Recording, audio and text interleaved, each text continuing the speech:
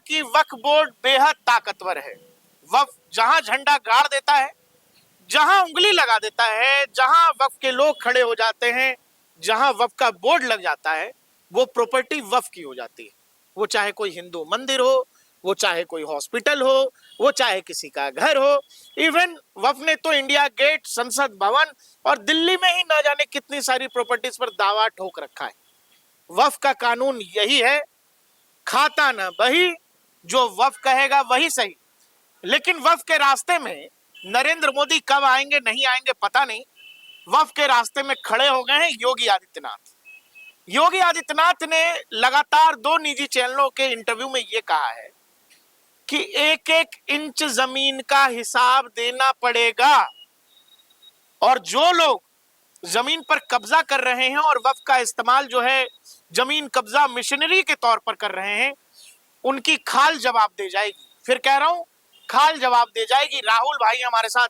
राहुल भाई, ये कहानी जो संभल से चली थी और एक मौलाना साहब उठे, उन्होंने कहा कि महाकुंभ में भी वक्फ ने इतनी बीघा जमीन दे दिया, और अब जो योगी आदित्यनाथ कह रहे हैं, इन सब का मतलब क्या है राहुल?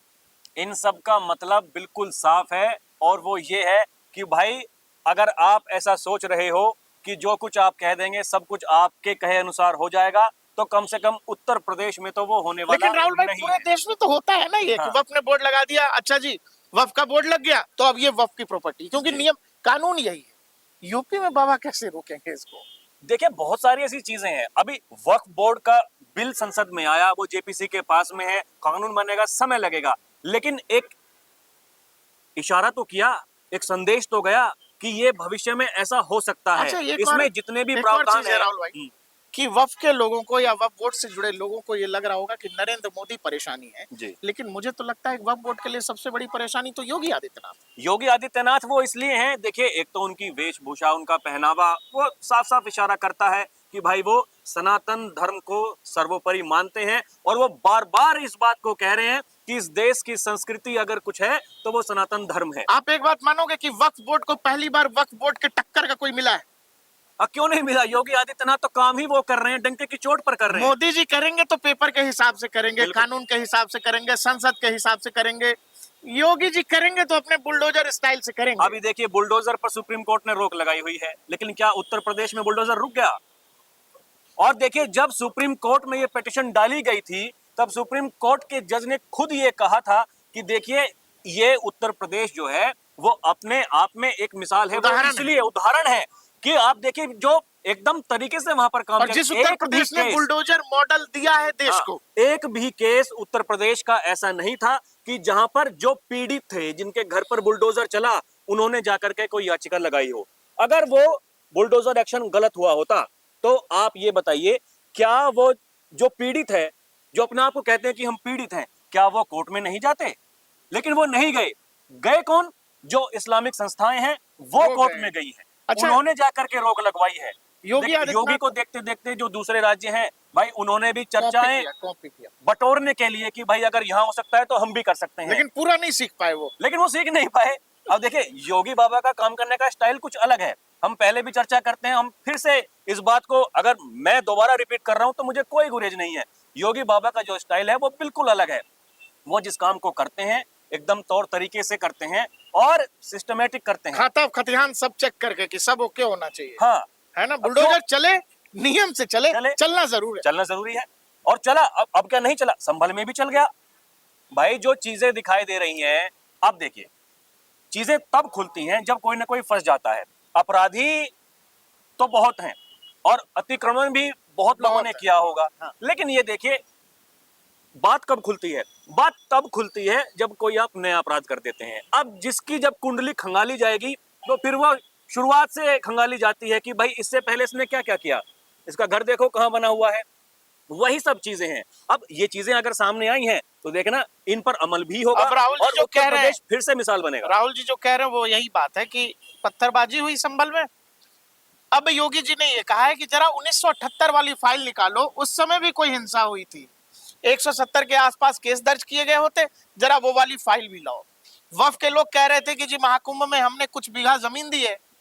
बाबा बोले कि जब से आप, वो कहते अंकुरित नहीं हुए थे, तब से उस इलाके में प्रयागराज में कुंभ का आयोजन होता हो है। रहा है। और आप कह रहे हो कि हमने जमीन दी है, और इसी बात से योगी जी नाराज हैं। उन्होंने खुला कहा है राहुल चैनलों पर कि एक तो जो लोग आना चाहते हैं महाकुंभ में, पहली बात कि आपको आना है तो भारतीय सभ्यता संस्कृति में आपका यकीन है, श्रद्धा है, महाकुंभ में आइए। ऐसे आ जाइएगा फिर आपके साथ कुछ हो जाएगा, सीधा कुछ हो जाएगा तो फिर उसके जिम्मेवार हम लोग नहीं है। आप आइए, उस आस्था के साथ आइए, भारत के सम्मान के साथ आइए। दूसरा, वक्फ की 1300 कुछ चर्चा उन्होंने की है प्रॉपर्टीज की, कि इतनी प्रॉपर्टीज हैं, वो चाहे हिंदू मंदिर हो, कोई स्कूल हो, सार्वजनिक संपत्ति हो, सरकारी संपत्ति हो, उसके एक एक चीज की जांच हम करेंगे। हमको तो याद है संभल वाले में वो गया जमीन का मालिक, पत्रकारों ने लगाया कि भाई साहब आपकी जमीन है, बोला कि नहीं नहीं हमारी तो है नहीं। तो बोला तो बुलाए आपको, वैसी साहब तो पेपर दिखा रहे थे, उसी पर दावा किया जा रहा है। हाँ, बोला नहीं नहीं हमारे बाप दादा तो देख रेख करते थे सरकारी जमीन। देखिए, ये वक्फ जो पूरा का पूरा मामला है, ये एक संगठन ने उसको हथियार बना लिया है कि जहां कुछ भी नहीं चलेगा कब्जा कर लो, कब्जा कर लो, लगाओ, वक्फ का नाम लगा दो। तो ऐसा करने से थोड़ी होता है, अभी समय लगेगा लेकिन एक दिन जरूर होगा। देखिए, हमारे जो लोग हैं, दर्शक भी उसमें हो सकते हैं, चाहे उसमें हम लोग हैं, समाज में बहुत सारे लोग ऐसे हो सकते हैं जो किसी चीज को बहुत जल्दी जजमेंट उसका कर लेते हैं। लेकिन देखिए, किसी का काम करने में जब आप कोई नई कार्रवाई कर रहे हो, समय लगता है। समय रहते रहते जब समय बढ़ता रहेगा, प्रक्रिया पूरी होती रहेगी, तो एक ना एक दिन उसका समाधान जरूर निकलेगा, और वो समाधान करने के लिए ही योगी बाबा बैठे हुए हैं। अच्छा, योगी जी जो कह रहे हैं कि भाई मतलब अब तक तो देश में यही था राहुल कि वक्फ ने बोर्ड लगा दिया, वो जमीन वक्फ की है, वो घर वक्फ का है, म्युनिसिपैलिटी की बिल्डिंग से लेके क्या क्या नहीं वक्फ ने क्लेम कर रखा है। पूरा का पूरा गांव जहां सालों से हिंदू रह रहे हैं, उन गांवों को उन्होंने क्लेम पूरे गांव पर। लेकिन योगी कह रहे हैं कि ये है उत्तर प्रदेश, होंगे आप वक्फ बोर्ड, हमारा तरीका ये है कि पहले तुम्हारे पेपर की होगी जांच। पेपर किसके नाम पर है, पूर्वजों के नाम पर है तो पूर्वजों वाला पेपर दिखा दो, और नहीं है तो फिर बोर्ड तो हम उखाड़ देंगे, ये उत्तर प्रदेश है। और ये पूरी कहानी अगर बाकी राज्यों में भी यही हो रहा है तो बाकी मुख्यमंत्री तो ये सब नहीं कर पाते। अभी वो सीख रहे हैं ना, जिस तरीके से उन्होंने बुलडोजर को चलाना सीखा, लेकिन सीख नहीं पाए। अब पहले वो देख रहे हैं कि योगी बाबा उसको करते कैसे हैं। भाई, आप एक बात बताइए, आप किसी काम को कर रहे हैं, उस काम तो कोई भी कर देता है, लेकिन एक सिस्टम होता है ना, आप उस सिस्टम से चलेंगे तो जो दिक्कतें कल को हो सकती हैं वो नहीं होंगी। अब इतने बुलडोजर चले यूपी में, लेकिन एक तो दिक्कत हुई नहीं। यही वो कारण है। जैसे ये काम वक्फ बोर्ड का जब आगे बढ़ेगा, तो इसी तरीके से जो उन्होंने कहा है कि आपको हिसाब देना पड़ेगा, तो वो हिसाब तो भाई देना पड़ेगा। अच्छा, मुझे ये भी लग रहा है राहुल भाई कि वक्फ बोर्ड का जेपीसी की में जो होगा सो होगा, देश के संसद में जो होना होगा, लेकिन वक्फ बोर्ड और वर्सेस योगी आदित्यनाथ, ये उत्तर प्रदेश के लिए तो खबर है ही है, देश के लिए भी बेहद दिलचस्प होगा। एक ऐसी बॉडी जिसको इतने सारे हक हैं कि उसके क्लेम किए गए बात पर, उसकी कही गई बात को आप चैलेंज भी नहीं कर सकते, उसके खिलाफ एक प्रदेश का मुख्यमंत्री कह रहा है कि चल हिसाब देना पड़ेगा। तो अभी तक किसी ने जो भी कह दिया वो सब मान लेते थे, और यही आज तक होता आ रहा है। लेकिन ये देखिए, एक संदेश आपको देना है, संसद में विचाराधीन है, वो मैसेज साफ साफ। अब देखिए, अखिलेश यादव जी एक बात कहते हैं, जब योगी ने कहा कि भाई बटोगे तो कटोगे, तो उन्होंने कहा कि ये बीजेपी की लैब में बना हुआ एक नारा है, और क्योंकि योगी आदित्यनाथ से बढ़िया इसको कोई कोट नहीं कर सकता था, कोई नहीं कह सकता था, तो योगी आदित्यनाथ से वो चीज कहलवाई गई।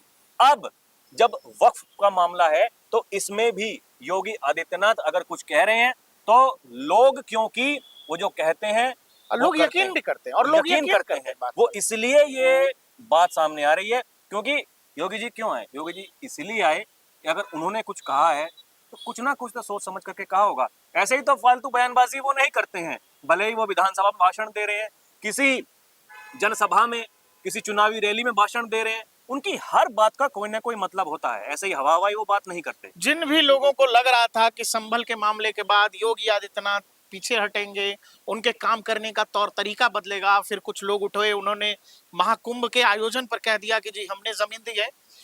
जमीन बहुत है आपके पास, सबको पता है, सेना के बाद, सरकार के बाद सबसे ज्यादा जमीन वक्फ बोर्ड के पास है। योगी आदित्यनाथ ने कहा है कि आओ जरा तुम्हारे जमीन का हिसाब कर लेते हैं।